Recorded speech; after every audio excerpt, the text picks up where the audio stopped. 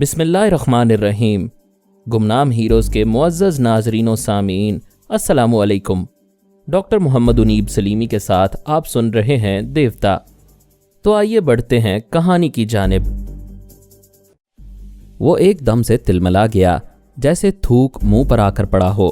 وہ فوراً اٹھ کر کھڑا ہو گیا، تیزی سے چلتا ہوا ڈائننگ ہال سے نکل کر لفٹ کے دروازے پر آیا، پھر لفٹ کے ذریعے 12ویں منزل پر پہنچا۔ وہاں اپنے کمرے کا دروازہ کھول کر اندر آیا، پھر ایک صوفے پر بیٹھ کر کرینہ کے دماغ میں پہنچ گیا۔ وہ سوپ پی رہی تھی، اس کے سامنے میز پر کھانے کی دوسری ڈشیں رکھی جا رہی تھیں۔ اس نے کرینہ کو اوپر سانس کھینچنے پر مجبور کیا، جس کے نتیجے میں سوپ حلق کی طرف جانے کی بجائے دماغ کی طرف چڑھ گیا۔ پھر ایسا ٹھسکا لگا کہ ہاتھ سے چمچ چھوٹ گیا۔ وہ کھانستے کھانستے میز پر دوہری ہو گئی۔ سب اسے دیکھ رہے تھے۔ وہ معزز اور نفاست پسند لوگ تھے، بڑی احتیاط سے کھاتے تھے، محفل میں کبھی کھانستے یا چھینکتے نہیں تھے۔ وہ اپنی بے احتیاطی پر شرمندہ ہو رہی تھی۔ اس کی آنکھ سے اور ناک سے پانی بہہ رہا تھا۔ وہ کھانے سے انکار کرتے ہوئے اٹھ گئی، لوگوں کی نظروں سے بھاگتی ہوئی ڈائننگ روم سے لفٹ کی طرف بھاگی۔ ڈینیل نے ایک حد تک اس کے دماغ کو آزاد چھوڑا تھا، لیکن دماغ کو لگام دیتا جا رہا تھا۔ وہ دروازہ کھول کر کمرے میں آئی، پھر اسے اندر سے بند کرنے کے بعد اس کے سامنے پہنچ کر چونک گئی۔ پریشان ہو کر بولی، تم میرے کمرے میں کیا کر رہے ہو؟ وہ اس کی طرف تھوکتے ہوئے بولا، سور کی بچی، یہ تمہارا نہیں میرا کمرہ ہے۔ تم مجھ پر تھوکنا بھی پسند نہیں کرتی تھیں اور خود چل کر میرے کمرے میں آئی ہو۔ مائنڈ یور لینگویج، تم مجھے گالی دے رہے ہو۔ وہ غصے میں پاؤں پٹکتی ہوئی باہر جانا چاہتی تھی، مگر دروازہ کھولنے سے پہلے ہی واپس آ گئی۔ حیرت کرتے ہوئے بولی، یہ میں کیا کر رہی ہوں؟ یہاں سے جانا چاہتی ہوں، جا نہیں سکتی۔ چیخنا چاہتی ہوں، چیخ نہیں سکتی۔ اپنی شرم رکھنا چاہتی ہوں، مگر رکھ نہیں سکتی۔ مجھے کیا ہو رہا ہے؟ کیا تم وچ ڈاکٹر ہو؟ مجھ پر جادو کر رہے ہو؟ وہ بولتے بولتے اس کے پاس صوفے تک آ گئی۔ اس نے کہا، تم مجھ سے نفرت کر رہی تھیں۔ اگر اس وقت ویڈیو فلم اتاری جاتی تو اسے دیکھ کر اپنی ذات سے نفرت کرنے لگتی۔ اب بھی تم بہت کچھ سمجھ رہی ہو۔ ہاں سمجھ رہی ہوں، خود کو بالکل ہی بے بس سمجھ رہی ہوں۔ تم ایک خطرناک وچ ڈاکٹر ہو۔ مجھے معاف کر دو، مجھے جانے دو۔ مجھے سر سے پاؤں تک خشک کر دو، پھر چلی جاؤ۔ مجھے ابھی جانے دو۔ سوری، دراصل میں نے تمہاری ایک ڈمی تیار کی ہے، اسے تمہاری رفتار و گفتار کے انداز سکھائے ہیں۔ اب یہ سکھانا باقی رہ گیا ہے کہ تم تنہائی میں کیسی ادائیں دکھاتی ہو۔ آؤ، میں تمہاری اسٹڈی کروں گا۔ کرینہ نے ایسی زنجیریں نہیں دیکھی تھیں جو دکھائی نہیں دیتی تھیں، مگر اسے جکڑے ہوئے تھیں۔ جذبے کبھی ایسے پاگل نہیں ہوئے تھے جیسے اس پراسرار اجنبی کے لیے ہو رہے تھے۔ وہ ہوش میں تھی مگر اپنے اختیار میں نہیں تھی۔ آج تک کوئی چور اس کے بیڈ روم سے ایک زیور بھی چرا کر نہیں لے گیا تھا، جبکہ وہ چوری بھی کر رہا تھا، سینہ زوری بھی کر رہا تھا، اور بڑی دیدہ دلیری سے سارا خزانہ کھولتا چلا جا رہا تھا۔ ادھر میڈونا کو نیا روپ مل رہا تھا۔ ایک طرف نئی کرینہ بن رہی تھی، دوسری طرف اصلی کرینہ بگڑ رہی تھی، ٹوٹ پھوٹ رہی تھی، اور پھوٹ پھوٹ کر روتی ہوئی کہہ رہی تھی، میں اچھی طرح سمجھ گئی ہوں، یہ سب ٹیلی پیتھی کا شیطانی عمل ہے۔ میں نے تل ابیب میں فرحاد علی تیمور کا بڑا چرچا سنا تھا، مگر سوچ بھی نہیں سکتی تھی کہ تم ایسے شیطان نکلو گے۔ دنیا تمہیں انسان دوست فرحاد علی تیمور کہتی ہے۔ اگر تنہائی میں تمہاری یہ ضلالت اور کمینگی دیکھ لے تو تمہارے منہ پر تھوکنے لگے۔ وہ بول رہی تھی اور رو رہی تھی، میں نے نینسی کے ساتھ تمہارے بیٹے پارس کو ایک بار تل ابیب میں دیکھا تھا۔ اس وقت معلوم نہیں تھا کہ وہ پارس ہے، بعد میں یہ بھید کھلا تھا۔ میں نے بڑی حسرت سے سوچا تھا، کاش ایسا جوان مرد میرے نصیب میں ہوتا اور میں تمہاری بہو بنتی، مگر تم نے تو بیٹی جیسی بہو کو منہ دکھانے کے قابل نہیں چھوڑا۔ میں اپنی نظروں سے گر گئی ہوں، اب میں زندہ نہیں رہوں گی۔ ڈینیل ہنستے ہوئے بولا، تو میرے دل کی بات کہہ رہی ہو۔ تمہاری جیسی شریف زادی کو ایسی بے حیائی کے بعد زندہ نہیں رہنا چاہیے۔ جاؤ اور خودکشی کر لو۔ وہ جانے کے لیے اٹھ گئی۔ پہلے ڈینیل نے کمرے سے نکل کر دیکھا، کوریڈور خالی تھا۔ ہوٹل کا کوئی ملازم بھی کرینہ کو اس کے کمرے سے نکلتے ہوئے دیکھنے کے لیے موجود نہیں تھا۔ وہ کمرے سے باہر آ گئی، لفٹ کے ذریعے 8ویں منزل پر آئی، اپنے کمرے میں پہنچ کر سامان پیک کیا، ملازم کو بلا کر سامان نیچے لے جانے کے لیے کہا۔ پھر خود نیچے آ کر ہوٹل کا بل ادا کیا۔ ڈینیل نے اپنے خاص ماتحت کو پہلے ہی ٹیکسی ڈرائیور کی حیثیت سے وہاں بلوا لیا تھا۔ کرینہ اس کی مرضی کے مطابق اسی ٹیکسی میں بیٹھ کر وہاں سے روانہ ہو گئی۔ ہماری دنیا میں اکثر ایسا ہوتا ہے، جو کسی کو دکھ نہیں پہنچاتے، کوئی گناہ نہیں کرتے، کسی جرم کا حوصلہ نہیں کرتے، انہیں سزا ملتی ہے، ان کی عزت بھی لوٹی جاتی ہے اور زندگی بھی چھین لی جاتی ہے۔ ڈینیل اسے زندہ نہیں چھوڑ سکتا تھا۔ اس نے اپنی جان بچانے کے لیے کرینہ کی زندگی چھین لی، اپنے اڈے میں گڑھا کھدوا کر لاش کو وہاں چھپا دیا۔ اس کی اور خاص ماتحت کی نظروں میں وہ فنا ہو چکی تھی، لیکن دنیا والوں کی اور پیدا کرنے والوں کی والدین کی نظروں میں زندہ تھی اور زندہ رہے گی۔ کسی کو مارنے اور کسی کو زندہ رکھنے کا کمال سب نہیں جانتے۔ اس نے کمال دکھایا تھا، قبر کے اندر کرینہ کو چھپایا تھا اور میڈونا کے اندر کرینہ کو چھپا رکھا تھا۔ میڈونا آدم قد آئینے کے سامنے کھڑی ہوئی اپنے نئے چہرے کو دیکھ رہی تھی۔ ڈینیل نے پوچھا، تم کون ہو؟ وہ بولی، میں کرینہ ہوں، مگر یہ چہرہ، یہی تمہارا اصلی چہرہ ہے۔ تم یہی چہرہ لے کر پیدا ہوئی تھیں اور اسی چہرے کے ساتھ مرو گی۔ اب سے پہلے جو بھی شکل و صورت تھی اسے بھول جاؤ۔ تمہارے حکم دیتے ہی بھول جاتی ہوں، جو کام نہ کرنا چاہوں وہ تمہارا حکم سنتے ہی کرنے لگتی ہوں۔ تم سچ مچ جادوگر ہو۔ تمہاری آواز سن کر میرا دل تمہاری طرف کھنچا جاتا ہے۔ میں تمہیں جلد ہی اپنے پاس بلاؤں گا، تم میرے ساتھ پوری زندگی گزارو گی۔ فرہاد اور اسونتی کی طرح ہم دونوں خیال خوانی کرنے والے ساری دنیا پر چھا جائیں گے۔ یہ فرہاد اور اسونتی کون ہیں؟ جب میں ضرورت سمجھوں گا تو ان کے متعلق بتاؤں گا۔ تم خیال خوانی کی پرواز کرو اور میرے دماغ میں آؤ۔ اس نے حکم کی تعمیل کی۔ ایک صوفے پر آرام سے بیٹھ کر ڈینیل کے پاس پہنچ گئی۔ وہ بولا، میں ایک حسینہ کے دماغ میں جا رہا ہوں، تم میرے اندر رہ کر اس کی آواز اور لہجے کو گرفت میں لو، لیکن خبردار، اس کے ساتھ جو نوجوان ہوگا اس کے دماغ میں بھول کر بھی نہ جانا۔ وہ فرزانہ کی آواز اور لہجے کو دہراتے ہوئے اس کے دماغ میں پہنچ گیا۔ اس کا اندازہ درست تھا۔ علی تیمور اپنی بیمار محبوبہ کے پاس پہنچ گیا تھا۔ رسونتی وہاں سے میرے پاس چلی آئی تھی۔ علی تیمور فرزانہ سے کہہ رہا تھا، تمہیں بلا ناغہ یوگا کی مشقیں کرنی چاہیے۔ پرائی سوچ کی لہروں کو محسوس نہ کرنے کے باعث دشمن نے تمہارے دماغ میں آ کر تمہاری زبان سے باتیں بنائی اور بڑی چلاکی سے ماما کو پاپا کا پتہ بتانے پر آمادہ کیا۔ مجھے شرمندگی ہے، میری وجہ سے پاپا پر مصیبت آئی ہے۔ تمہارا قصور نہیں ہے۔ ماما ایک طویل عرصے سے خیال خوانی کرتی آ رہی ہیں۔ انہیں دشمنوں کے طریقہ کار کا علم ہونا چاہیے تھا اور اپنے طور پر محتاط رہنا چاہیے تھا، لیکن اپنے ہونے والی بہو کو رازدار بنانے کے لیے پاپا کی موجودہ پلاننگ بتا دی، جبکہ ہم باپ بیٹے اور سگے بھائی بھی اپنا کوئی راز ایک دوسرے کو کبھی نہیں بتاتے۔ ڈینیل نے میڈونا کی آواز اور لہجے میں فرزانہ کے ذریعے کہا، بے شک تم باپ بیٹے بہت محتاط رہتے ہو، لیکن میں بھی کم نہیں ہوں۔ تمہاری کمزوریوں سے کھیلنا جانتی ہوں۔ تمہاری اس کمینی ماں نے مجھے دماغی جھٹکے پہنچا کر مار ڈالنے میں کوئی کسر نہیں چھوڑی تھی۔ اب میں تمہاری محبوبہ کو دماغی جھٹکے پہنچاؤں گا۔ فرزانہ اپنی زبان سے یہ باتیں کر رہی تھی اور حیرانی اور پریشانی سے علی تیمور کو دیکھ رہی تھی۔ وہ کہہ رہا تھا، نہیں میڈونا، فرزانہ معصوم ہے، اس نے تمہیں کبھی نقصان نہیں پہنچایا۔ اگر تم اس کے دماغ میں… اس کی بات ختم ہونے سے پہلے ہی فرزانہ نے تڑپ کر دل ہلا دینے والی چیخ ماری، پھر اچھل کر فرش پر گر پڑی۔ وہ تکلیف کی شدت سے فرش پر پھڑپھڑا رہی تھی۔ علی تیمور اسے سنبھالنے کی کوشش کرتے ہوئے کہہ رہا تھا، میڈونا، عقل سے کام لو۔ تم فرزانہ کو اذیتیں دے کر یا اس کی زندگی چھین کر ہم سے کچھ حاصل نہیں کر سکو گی۔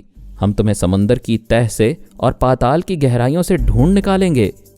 اب اگر اسے دماغی جھٹکا پہنچاؤ گی تو میں تمہیں روز زندگی کی بھیک دے دے کر مارتا رہوں گا۔ وہ ہنستے ہوئے بولی، چیختے رہو، تڑپتے رہو، مجھے بڑا مزہ آ رہا ہے۔ کیا تم نے مجھے معاف کر دیا تھا؟ مجھے بھیڑ بکری سمجھ کر ڈینیل کسائی کے حوالے کر دیا تھا۔ آئندہ میں جب بھی تمہارے ہاتھ آؤں گی تو کیا مجھے زندہ چھوڑو گے؟ تم باپ بیٹوں نے مخالف خیال خوانی کرنے والوں کو ایک ایک کر کے مار ڈالا ہے۔ ہم دو رہ گئے ہیں، تم لوگ ہمیں بھی زندہ چھوڑو گے کیا؟ پھر میں فرزانہ کو کیوں چھوڑ دوں؟ یہ کہتے ہی اس نے پھر ایک اور دماغی جھٹکا پہنچایا۔ فرزانہ کے حلق سے ایک اور چیخ نکلی، پھر اس میں چیخنے کی سکت نہ رہی۔ وہ بیماری سے نڈھال تھی اور اس پر یہ عذاب نازل ہو رہا تھا۔ وہ اتنی کمزور تھی کہ تڑپنے کا حوصلہ نہیں رہا تھا۔ وہ صرف لرز رہی تھی۔ उसके दीदे फैलते जा रहे थे। अली तैमूर ने बेबसी से कहा, सुनो मैडोना, ये दुरुस्त है कि हम किसी भी दुश्मन ख्याल ख्वानी करने वाले को जिंदा नहीं छोड़ेंगे। तुम उस बुरे वक्त के मुतल्लिक सोचो जब तुम हम में से किसी के हत्थे चढ़ोगी, अपनी ज़िंदगी की भीख मांगोगी। सोचो तब तुम्हारे लिए तुम्हारी ज़िंदगी कितनी कीमती होगी। मैं तुम्हें एक मौका दे रहा हूँ। ऐसा वक्त आने पर मैं तुम्हें माफ़ कर दूंगा, सिर्फ एक बार, और 10 घंटे के लिए मैं तुम्हें कुछ नहीं कहूँगा। इस पर मैडोना ने कहा, ठीक है, मैं इसे 1 माह के लिए छोड़ दूंगी। फरजाना को पहुंचने वाली अजियत की वजह से उस पर बेहोशी तारी हो रही थी। डैनियल ने मैडोना के ज़रिए हंसते हुए कहा, अब मामला तय हो चुके हैं, मैं इधर नहीं रहूँगी, अब मैं जा रही हूँ। जानते हो कहाँ जा रही हूँ? फरहाद की दूसरी बहू के पास। अली तैमूर ने चौंक कर कहा, नहीं, तुम नैन्सी को नुकसान नहीं पहुंचाओगी। तुम फरजाना की बला उस बेचारी के सर पर डालना चाहती हो। मेरी बात सुनो, हमसे दुश्मनी ना करो। जहां छुपकर जिंदगी गुजार रही हो वहीं जिंदगी को गुजारती रहो। क्या तुम सुन रही हो? क्या तुम मौजूद हो? उसने फरजाना को हौले हौले झंझोड़ कर पूछा, मगर वो बेहोश हो चुकी थी। दूसरी तरफ मैडोना ने डैनियल से कहा, मैं अभी फरजाना के दिमाग में पहुंच गई थी। तुमने क्या सुना और क्या समझा? मेरी समझ में आता है कि कोई मैडोना नाम की औरत थी जिसे अली तैमूर और उसका बाप फरहाद वगैरह मार डालना चाहते थे, मगर वो बच गई। तुम मैडोना बनकर फरजाना से इंतकाम ले रहे थे, मगर एक शर्त पर तुमने 1 माह तक फरजाना के दिमाग में ना जाने का फैसला किया है। मैं वादे के मुताबिक उसे 1 माह तक नुकसान नहीं पहुंचाऊंगा, लेकिन उसके दिमाग में चुपचाप जाया करूंगा, क्योंकि उसके ज़रिए उस फैमिली की बहुत सी बातें मालूम होती रहेंगी। ये मालूमात हासिल करने के लिए ही मैंने फ़िलहाल अली तैमूर से समझौता किया है। तुमने फरहाद की दूसरी बहू का जिक्र किया था? हाँ, उसका नाम नैन्सी है। उसे ख़त्म करके फरहाद और उसके बेटों को उनकी बेबसी का एहसास दिलाया जा सकता है। क्या दूसरी बहू से मालूमात हासिल नहीं करोगे? नहीं, वो फरहाद की फैमिली से दूर पारस के साथ रहती है। रसवंती उस बहू को करीब फटकने नहीं देगी। आओ हम नैन्सी के पास चलते हैं। वो चुपके से नैन्सी के दिमाग में आ गए। नैन्सी और पारस इकट्ठे बैठे हुए थे। डैनियल ने नैन्सी की ज़ुबान से कहा, एक नई दुल्हन अपने शौहर को बहुत चाहती है, उसे जी भर के मोहब्बत देती है और उससे खूब मोहब्बत लेती है, पर मैं चाहती हूँ मैं हमेशा के लिए तुम्हारे साथ ऐसे ही रहूँ और यहाँ से कभी कहीं ना जाऊँ। पारस ने कहा, बेशक मेरे साथ रहो, जी भर जाएगा तो नाना जान याद आ जाएंगे, अपना वतन और अपने लोग याद आकर तड़पाएंगे, फिर तुम उधर जाने के लिए पर तोलोगी। हरगिज़ नहीं, मैं तुम्हें छोड़कर नहीं जाऊंगी। लेकिन शादी के बाद हर लड़की मैके ज़रूर जाती है। मेरा मैका तुम्हारे लिए दुश्मनों का घर है। मैं तुम्हें अपने साथ इसराइल नहीं ले जा सकती, और तुम्हें छोड़कर जाऊंगी तो दुश्मन हालात फिर मुझे मिलने नहीं देंगे। हालात अज खुद दुश्मन नहीं होते, उन्हें दुश्मन बना दिया जाता है। तुम्हारी यहूदी तंजीम के अफराद हमारी निगरानी करते हैं। इसराइल के यहूदी हुक्काम मुझे अपनी ज़मीन पर बर्दाश्त नहीं करेंगे। वो बज़ाहिर दोस्ती और मोहब्बत से पेश आएंगे, लेकिन दरपर्दा मुझे मौत की घाट उतारने की कोशिश करेंगे। अगर मैं उनकी साजिश से मर जाऊंगा तो वो मेरी मौत पर उसी तरह मगरमच्छ के आंसू बहाएंगे जिस तरह मम्मी की हलाकत पर उन्होंने मातमी ड्रामा प्ले किया था। डैनियल ने नैन्सी को एकदम से भड़का कर बुलवाया, तुम सारा इल्ज़ाम हम यहूदियों को क्यों देते हो? क्या तुम्हारे पापा की पूरी फैमिली से सिर्फ यहूदी दुश्मनी करते हैं? बेशक यहूदियों से ज़्यादा दूसरी कौम और मज़हब के लोग हमारे दुश्मन हैं, लेकिन यहाँ सिर्फ मेरी और तुम्हारी बात हो रही है। तुम्हारे मैके और पूरे मुल्क में सिर्फ यहूदी हमारे दुश्मन हैं। मैं मानती हूँ और ये भी जानती हूँ, कई बार कोशिशें करने के बावजूद हम लोग तुम्हारे पापा को दोस्त ना बना सके, या पापा दोस्ती ना कर सके। बकवास मत करो। तुम्हारे बड़े बड़े सियासतदानों की चालबाजी और तुम्हारे रब्बी की मकारियों ने पापा के दोस्ताना जज्बात को ठेस पहुंचाई है। वो गुस्से में आके उसकी आगोश से निकल गई, फिर बोली, ये तुम किस लहजे में बोल रहे हो? क्या मैं बकवास कर रही हूँ? तुम मेरी कौम के मोमार सियासतदानों को और मजहबी पेशवा को चालबाज और मक्कार कह रहे हो? क्या तुम्हारे मज़हब में बीवी को पाँव की जूती समझा जाता है? क्या बीवी के मज़हब और कौम पर कीचड़ उछाली जाती है? तुमने जज्बात में आकर मेरे जज्बात को ठेस पहुंचाई है। सॉरी कहो। वो बड़ी नरमी से बोला, हमारे यहाँ बीवी के मज़हब और कौम पर कीचड़ नहीं उछाली जाती, क्योंकि वो हमारी हम मज़हब होती है। गैर मज़हब की औरत से शादी की इजाज़त नहीं है। پھر تم نے مجھ سے کیوں شادی کی؟ تم بھول رہی ہو، میں نے خدا کو حاضر و ناظر جان کر تمہیں اپنی منکوحہ بنانے سے پہلے یہ صاف طور سے بتا دیا تھا کہ میں مسلمان ہوں۔ تم نے کشمکش میں مبتلا رہنے کے بعد اسلام قبول کرنے کا فیصلہ کیا۔ اسی وقت غسل کرنے کے بعد وضو کیا، میرے ساتھ کلمہ پڑھا، مجھے یقین دلایا کہ مسلمان ہو گئی ہو۔ میں تمہارے دل کی بات کیسے جان سکتا تھا؟ بعد میں پتہ چلا کہ تم نے میری قربت حاصل کرنے کے لیے جذبات سے مغلوب ہو کر ایسا کیا تھا، جبکہ میں نے اپنے علم و عمل کے مطابق ایک مسلمان لڑکی سے شادی کی۔ تم ہمیشہ کی طرح یہودی رہیں، یہ تمہارا عمل ہے۔ ڈینیل نے نینسی کے دماغ کو تھوڑی سی ڈھیل دے دی تھی۔ نینسی غصے سے سوچ رہی تھی، میری غلطی تھی، میں جذبات سے بے قابو ہو گئی تھی۔ پارس چاہتا تو اپنی اصلیت ظاہر کیے بغیر میری عزت سے کھیل سکتا تھا۔ یہ اصول کا پکا اور نیت کا سچا ہے، میں اس کی دیوانی ہوں، لیکن یہ برداشت نہیں کر سکتی کہ یہ میری قوم اور مذہب کے بڑوں کی شان میں گستاخی کرے۔ ڈینیل اب بڑی خاموشی سے نینسی کے خیالات پڑھ رہا تھا۔ وہ اسے ہمیشہ کے لیے ختم کر کے مجھے اور پارس کو بے بسی کا احساس دلانا چاہتا تھا، مگر نینسی کی گفتگو سے یہ تدبیر سوجھی کہ اس کے مذہبی اور قومی جذبات کو زیادہ سے زیادہ ابھار کر اپنا اعلی کار بنایا جائے۔ وہ پارس کے لیے محبت کی طرح میٹھی ہے، لہٰذا اسے میٹھی چھری بنا کر رکھا جائے۔ وہ نینسی کی زبان سے بولا، پارس، ہم میاں بیوی ہیں، ایک دوسرے کو دل و جان سے چاہتے ہیں، مگر ہم وطن کی محبت سے، مذہبی عقیدت سے اور اپنی شناخت سے الگ نہیں رہ سکتے۔ آئندہ تم میری قوم کے لوگوں کے خلاف کبھی نہ بولنا۔ جس قوم کے لوگوں نے میری ممی کو بے موت مرنے پر مجبور کر دیا، میں ان کے خلاف صرف بولوں گا نہیں بلکہ انہیں خاک میں بھی ملاتا رہوں گا۔ تم یہ خوش فہمی دل سے نکال دو کہ میں تمہاری محبت میں گم ہو کر اپنی ماں کی موت اور بے حرمتی کو بھلا دوں گا۔ ایسے ہی ماں کے لال ہو تو اسرائیل سے کیوں چلے آئے؟ مجھے اغوا کیا گیا تھا، اگر وہاں رہ جاتا تو ایک ایک یہودی جلاد کو ممی کی قبر پر لا کر کتے کی موت مارتا۔ مرد کے بچے ہو تو جاؤ ماں کا انتقام لو۔ پارس نے اسے حیرانی سے دیکھ کر پوچھا، تم مجھے بھڑکا رہی ہو؟ کیا تیش دلا کر اپنے ساتھ تل ابیب لے جانا چاہتی ہو؟ اس وقت تمہارا لہجہ محبت کرنے والی بیوی کا نہیں ہے۔ میں ایک سوال کر رہا ہوں، وعدہ کرو کچھ سوچے سمجھے بغیر فوراً جواب دو گی۔ بات سوچ سمجھ کر کی جاتی ہے اور تم الٹی بات سمجھا رہے ہو۔ پھر رہنے دو، میں سوال نہیں کروں گا۔ وہ تھوڑی دیر سوچتی ہوئی نظروں سے اسے دیکھتی رہی۔ دراصل ڈینیل سوچ میں پڑ گیا تھا کہ پارس کیا سوال کرنے والا تھا۔ اس نے نینسی کی زبان سے پوچھا، تم کیا پوچھنا چاہتے ہو؟ پہلے وعدہ کرو کچھ سوچو گی نہیں، سمجھو گی نہیں، فوراً جواب دو گی۔ چلو وعدہ کرتی ہوں، فوراً بتاؤ، کیا تمہارا دماغ قابو میں ہے؟ نہیں، ہاں بالکل قابو میں ہے، پورے ہوش و حواس میں رہ کر گفتگو کر رہی ہوں۔ کیا تم مجھے پاگل سمجھتے ہو؟ میں تمہاری بات کا جواب اس عقل مند کو دے رہا ہوں جس نے وعدے کے مطابق فوراً جواب دینے کے چکر میں سچ کہہ دیا۔ تمہارا دماغ اپنے قابو میں نہیں ہے۔ کیا تم سمجھتے ہو میرے دماغ میں کوئی بول رہا ہے؟ مجھے سمجھنے کی ضرورت نہیں ہے، تمہاری زبان سے بولنے والے نے خود ہی سمجھا دیا ہے۔ ڈینیل فوراً اپنی جگہ دماغی طور پر حاضر ہو گیا۔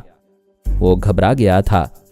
یہ اندیشہ ہو رہا تھا کہ تھوڑی دیر اور نینسی کے ذریعے بولے گا تو پارس اسی طرح نفسیاتی حملے کر کے اس کی اصلیت معلوم کر لے گا۔ میڈونا نے کہا، میں تمہارے ذریعے نینسی تک پہنچ گئی تھی، تم واپس کیوں آ گئے؟ کیا تم نے نہیں دیکھا کہ وہ کتنی چلاکی سے خیال خوانی کرنے والے کی موجودگی کو سمجھ گیا تھا؟ ہاں، بہت چلاک معلوم ہوتا ہے۔ کیا ہمیں اس سے دور رہنا چاہیے؟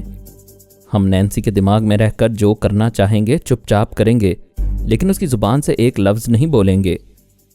وہ دونوں پھر اس کے دماغ میں آ گئے۔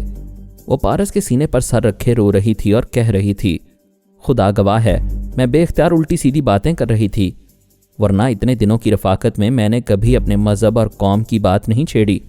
بے شک میں نسلاً یہودی ہوں، مجھے اپنے لوگوں سے محبت ہے، لیکن تم سے زیادہ کسی کی اہمیت نہیں ہے۔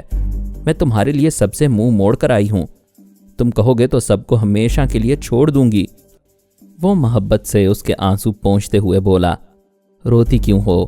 مجھے پورا یقین ہے کہ تم میرے لیے ساری دنیا کو ٹھکرا سکتی ہو۔ اس وقت تمہارے دماغ میں وہ خیال خوانی کرنے والا اجنبی شیطان موجود ہے جو پاپا کا نام لے کر واردات کرتا رہتا ہے۔ انہیں فون کی گھنٹی نے متوجہ کیا۔ پارس نے ریسیور اٹھا کر کان سے لگایا۔ ایک افسر کہہ رہا تھا، مسٹر پارس، ابھی مسٹر علی تیمور نے اطلاع دی ہے کہ میڈونا انتقام لینے کے لیے مس فرزانہ کے دماغ میں آئی تھی۔ فرزانہ کی جان بچانے کے لیے مسٹر علی تیمور نے میڈونا سے کوئی سمجھوتا کیا ہے۔ اب وہ آپ کی مسز کے دماغ میں آ رہی ہے، بلکہ آ چکی ہوگی۔ آپ کسی طرح ان کی حفاظت کریں، میں مسٹر آرمر کو اطلاع دے رہا ہوں۔ پارس نے ریسیور رکھ دیا۔ نینسی نے پوچھا، فون پر کون تھا؟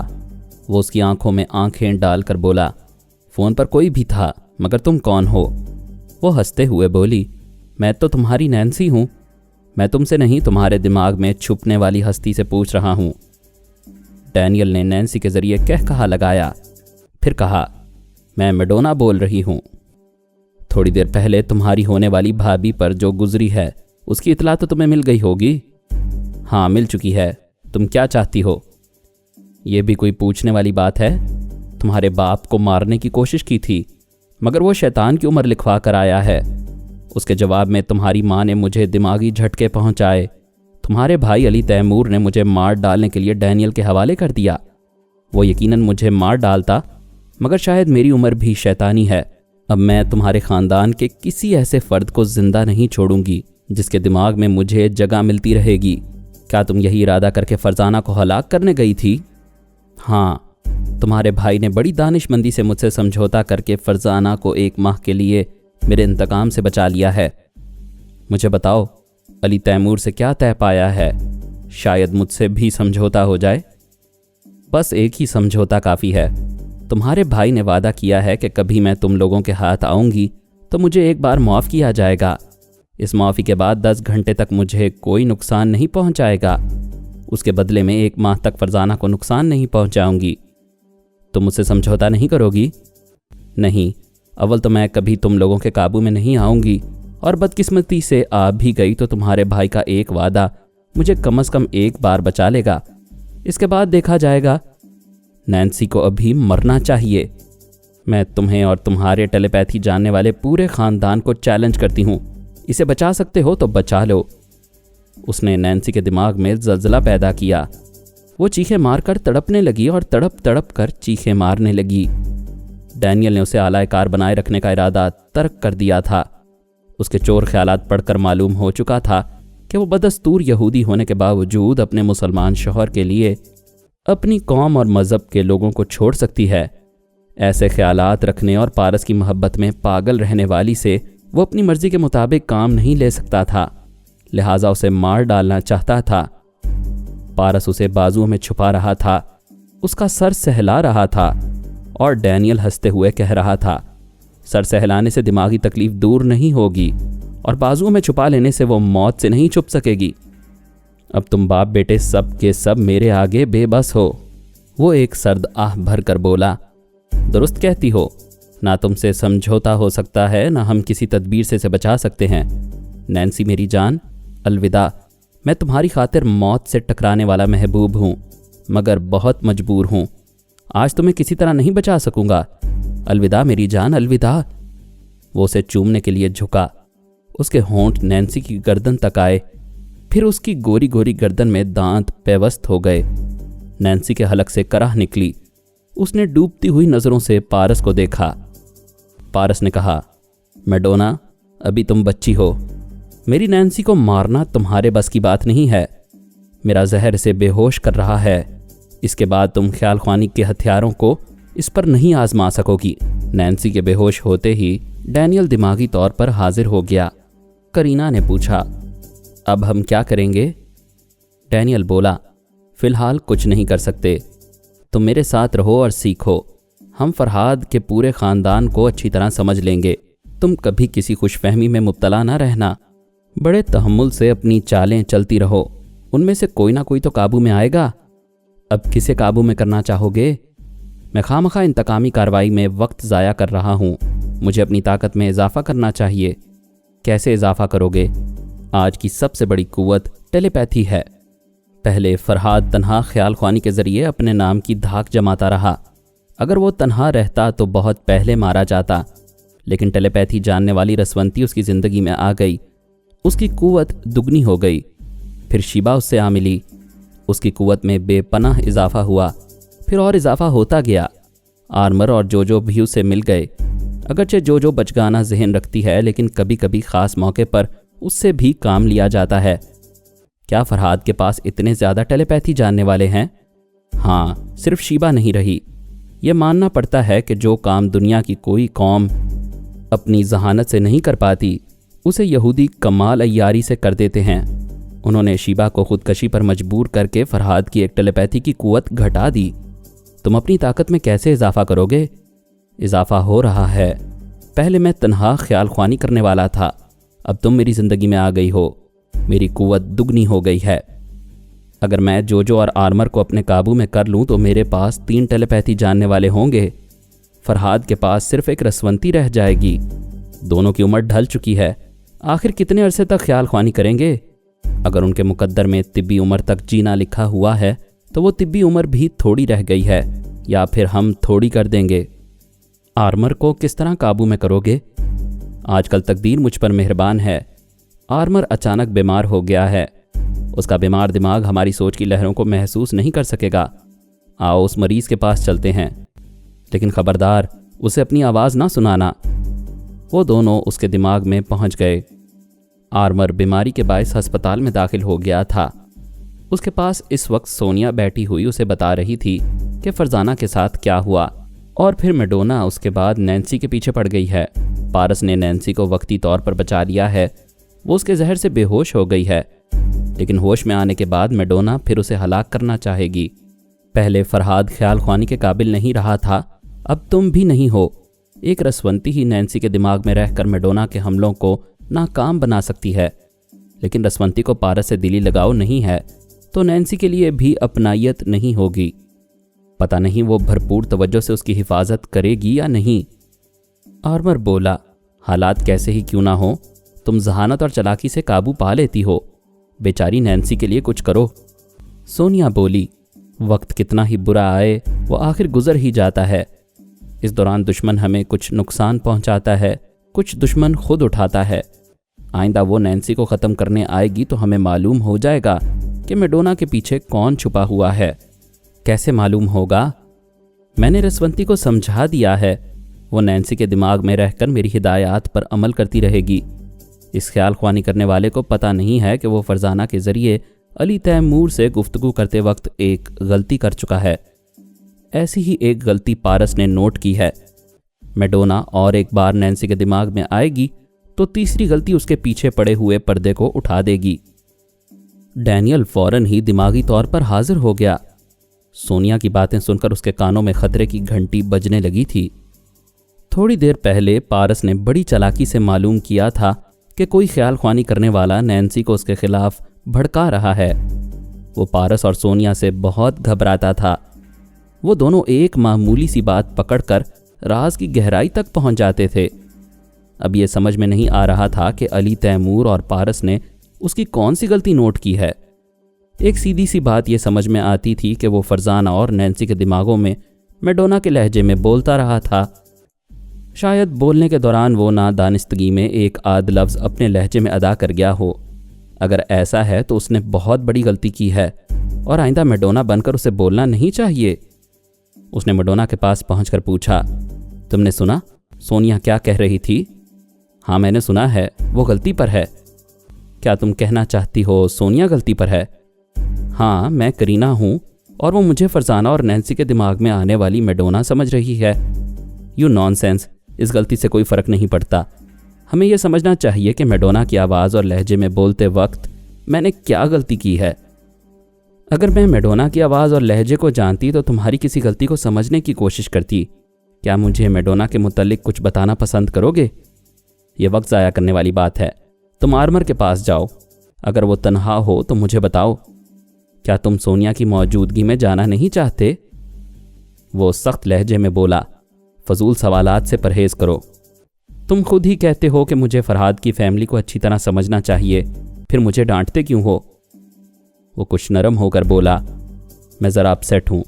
بے شک تمہیں اس فیملی کے متعلق پوری معلومات حاصل کرنی چاہیے۔ ہاں، میں سونیا کی موجودگی میں جانا نہیں چاہتا۔ وہ اکثر نفسیاتی حملے کرتی ہے۔ ہو سکتا ہے میں اس کی باتیں سن کر عجلت یا بدحواسی میں کوئی اور غلطی کر بیٹھوں۔ لہٰذا میں سونیا، پارس اور علی تیمور کی موجودگی میں خیال خوانی نہیں کروں گا۔ تم جاؤ اور آرمر کے متعلق رپورٹ دو۔ وہ گئی، پھر تھوڑی دیر بعد آ کر بولی، سونیا جا چکی ہے۔ آرمر اپنے بستر پر تنہا لیٹا ہے اور اپنے بیمار اور کمزور دماغ کے متعلق سوچ رہا ہے۔ اسے شبہ ہے کہ ہم چوری چھپے اس کے پاس آتے ہیں۔ کیا اسے خوف نہیں ہے کہ ہم فرزانہ اور نینسی کی طرح اس کی بھی جان لینے کی کوشش کر سکتے ہیں؟ اسے زندگی سے کوئی خاص دلچسپی نہیں ہے۔ وہ سوچتا ہے جب تک زندگی ہے فرحاد کے ساتھ رہ کر دوسروں کی بھلائی کے لیے خیال خوانی کرتا رہے گا۔ موت آئے گی تو زندہ رہنے کی جدوجہد کیے بغیر مر جائے گا۔ ہاں، وہ اسی قسم کا آدمی ہے، لیکن میں اس کا مزاج بدل دوں گا۔ آئندہ وہ فرحاد کے لیے نہیں، میرے لیے کام کرے گا۔ وہ آرمر کے پاس پہنچ گیا۔ کمزوری کے باعث اس کی آنکھیں بند تھیں۔ وہ سو جانا چاہتا تھا۔ ڈینیل تھوڑی دیر تک خاموش رہ کر اس کی سوچ پڑھتا رہا۔ اس کا خیال تھا شاید رسونتی اسے رابطہ قائم کرے گی، لیکن وہاں خاموشی رہی۔ تب وہ آرمر کے دماغ کو تھپک تھپک کر سلانے لگا۔ مزید اقساط سننے کے لیے ہمارے چینل کا سبسکرائبر بنیں اور ساتھ ہی بیل آئیکن کو کلک کریں تاکہ آپ کو ہر آنے والی نئی ویڈیو کی نوٹیفیکیشن ملتی رہے۔ ہماری ویڈیوز کو لائک اور شیئر کریں اور ہمیں اپنی دعاؤں میں یاد رکھیے گا۔ ISI اور پاک آرمی زندہ باد، پاکستان پائندہ باد۔ ہم پھر ملیں گے انشاءاللہ ایک نئی قسط کے ساتھ۔ تب تک کے لیے اللہ حافظ۔